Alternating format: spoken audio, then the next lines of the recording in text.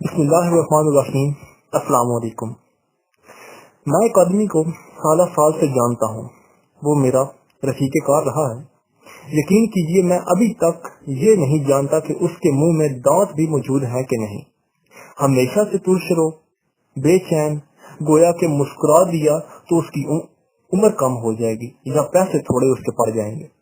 हज़रत जरीर बिन अब्दुल्लाह रज़ी अल्लाह तआला अन्हु का बयान है कि रसूलुल्लाह सल्लल्लाहु अलैहि वसल्लम ने मुझे जब भी देखा मुस्कुरा कर देखा।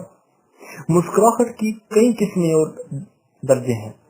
एक है दायमी बशाशत और ताजगी, यूं कि आपका चेहरा हमेशा हंसता मुस्कुराता और खुशी से दमकता रहे। मिसाल के तौर पर आप स्कूल के उस्ताद हैं और अपनी क्लास के कमरे में जाते हैं तो ताज़ा और खुशबाश चेहरे से तलबा के सामने आए। आप हवाई सफर के लिए हवाई अड्डे जाते हैं और हवाई जहाज तक पहुंचने के लिए गुजरगाह पर चलते हैं। लोग आपकी तरफ देख रहे होते हैं। इस हालत में मसरूर नजर आने की कोशिश कीजिए, खुश रहने की कोशिश कीजिए, मुस्कुरा कर देखिए। अगर आप शॉपिंग सेंटर या गैस स्टेशन पर जाते हैं तो जब उसको रुपयों की अदायगी करते हैं तो उस वक्त थोड़ा मुस्कुरा दीजिए। या आप किसी महफिल में बैठते हैं, कोई आदमी आकर और शामिल होता है, ऊपर से बुलंद आवाज से सलाम कहता है और हाजिरीन महफिल पर तायराना नजर डालता है तो थोड़ा उसकी तरफ मुस्कुरा ही दीजिए। या आप किसी महफिल में शिरकत करते हैं और सबसे हाथ मिलाते हैं तो अपने चेहरे पर थोड़ी मुस्कुराहट ले आइए। देखिए, गुस्सा ठंडा करने, शक के जज्बात और तजब्जुब की कैफियत दूर करने में मुस्कुराहट की ऐसी तासीर है जिसमें दूसरी कोई शय उसकी शरीक और सहीम नहीं। बहादुर वो है जो अपने जज्बात पर हावी हो और बदतरीन हालात में भी मुस्कुराना न छोड़े। एक दिन नबी रहमत सल्लल्लाहु अलैहि वसल्लम किसी काम से जा रहे थे। हज़रत अनस बिन मालिक रज़ी अल्लाह तआला अन्हु भी उनके हमरा थे। नबी करीम सल्लल्लाहु अलैहि वसल्लम ने मोटे किनारों वाली नजरानी चादर ओढ़ रखी थी। रास्ते में एक अराबी दोनों के पीछे चलता हुआ आया तो नबी रहमत सल्लल्लाहु अलैहि वसल्लम से मुलाकात करना चाहता था।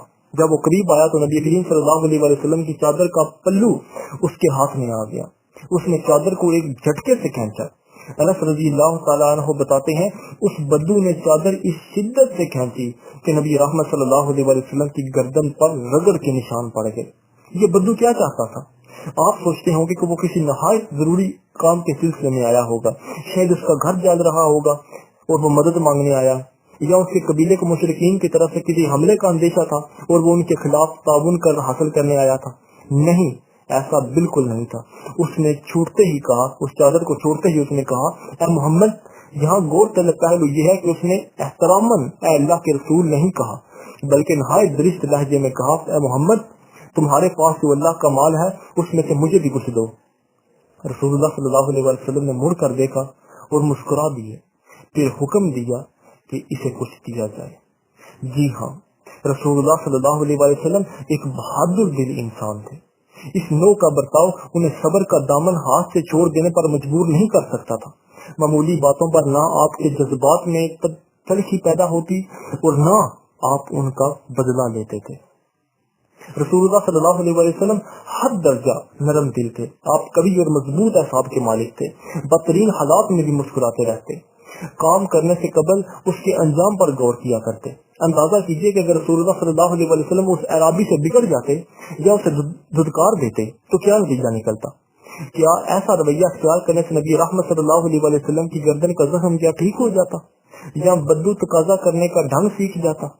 अगर इन सवालों का जवाब नफी में है और नफी ही में रहेगा तो ये तस्लीम कर लेना चाहिए कि ऐसे हालात से निपटने के लिए सब्र व तहम्मुल, बर्दाश्त, बुर्दबारी, हुस्न ज़न और ठहराव इन सब से बढ़कर कोई शय नहीं।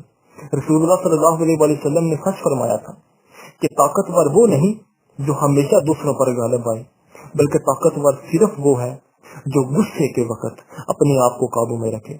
नबी करीम सल्लल्लाहु अलैहि वसल्लम के बाबरकत चेहरे की मुस्कुराहट और बशाशत देखकर अवामो हाथ आपकी तरफ खींचे चले आते थे। मुसलमान गज़वाए खैबर के लिए रवाना हुए।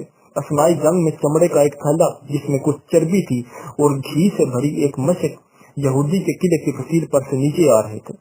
हज़रत अब्दुल्लाह बिन मुगफ्फल रज़ी अल्लाह तआला अन्हु उन्हें उठा लिया और कंधे पर लाद खुशी खुशी अपने खैमे की तरफ चल पड़े। रास्ते में उन्हें एक आदमी मिला जो माले गनीमत जमा करने और उसे तरतीब देने पर मामूर था। उसने थैला पकड़ा और अपनी तरफ खींचा और बोला, लाओ इसे मेरे हवाले करो, मैं इसे मुसलमानों में तकसीम करूंगा।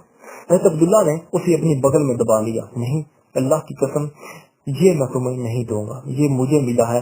उसने कहा, इससे इनकार किसको है कि ये तुम्हें मिला है। बिंगा मुश्ती जारी थी कि रसूल करीम सल्लल्लाहु अलैहि वसल्लम का वहां से गुजर हुआ।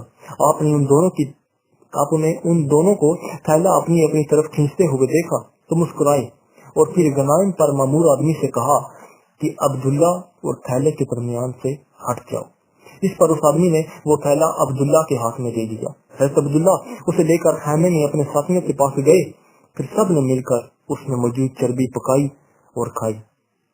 और आखिर में नबी रहमत सल्लल्लाहु अलैहि वसल्लम की यह हदीस सुन लीजिए। तबस्सुमु का फी वजही आही का लका सदका। आपने फरमाया कि तुम्हारा अपने भाई के मुंह पर मुस्कुराना भी सदका है। बहुत शुक्रिया।